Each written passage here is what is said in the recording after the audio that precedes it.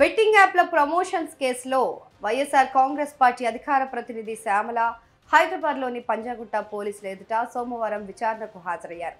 తనపై నమోదైన ఎఫ్ఐఆర్ కొట్టివేయాలని ఇటీవల ఆమె తెలంగాణ హైకోర్టులో పిటిషన్ దాఖలు చేశారు. దీంతో ఆమెను అరెస్ట్ చేయొద్దని పోలీసులను హైకోర్టు ఆదేశించింది. విచారణకు సహకరించాలని శ్యామలకు సూచించింది. ఇదే కేసులో ఇప్పటికే విష్ణుప్రియ, రీతు చౌదరిని పంజాగుట్ట పోలీసులు విచారించారు.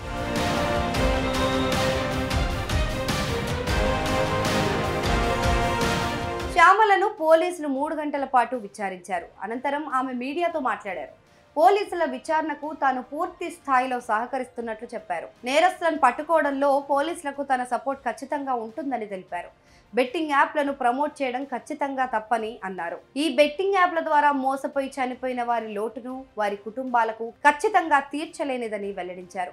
ఇంతకు మించి ఏమి మాట్లాడినా కోర్టును ధిక్కరించినట్టు అవుతుందని, కోర్టులో విచారణ కొనసాగుతుంది కాబట్టి ఇంతకు మించి మాట్లాడలేనని శ్యామల వెల్లడించారు. ఇన్వెస్టిగేషన్ జరుగుతోంది, మీ అందరికీ తెలుసు.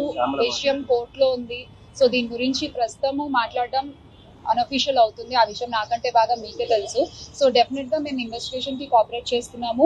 చట్టాల మీద, న్యాయ వ్యవస్థ మీద నమ్మకం ఉంది. ఖచ్చితంగా కల్పిట్స్ ని పట్టుకోవడంలో నేను ఎంతవరకు సాయం చేయగలను అంతవరకు డెఫినెట్ గా పోలీసులకి నా సపోర్ట్ ఎప్పుడూ ఉంటుంది. Thank you. ఇప్పుడు నేను ఏది మాట్లాడినా అది ఇల్లీగల్ అవుతుంది. డెఫినెట్ గా ఇది తప్పు. అండ్ ఆ కుటుంబాలకు ఎవరైతే నష్టపోయారో వాళ్ళకు కూడా ఖచ్చితంగా ఆ లోటు ఎవరు తీర్చలేనిది.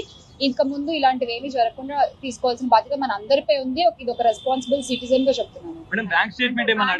అన్న అందరికీ నమస్తే. I respect your time.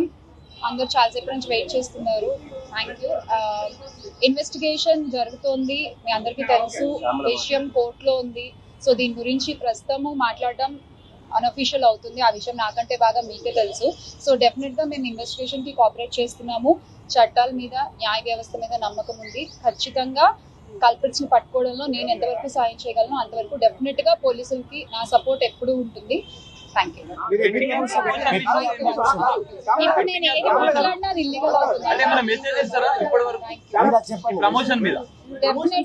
Definite గా ఇది తప్పు. అండ్ ఆ కుటుంబాలకు ఎవరైతే నష్టపోయారో వాళ్ళకు కూడా ఖచ్చితంగా ఆ లోటు ఎవరు తీర్చలేనిది.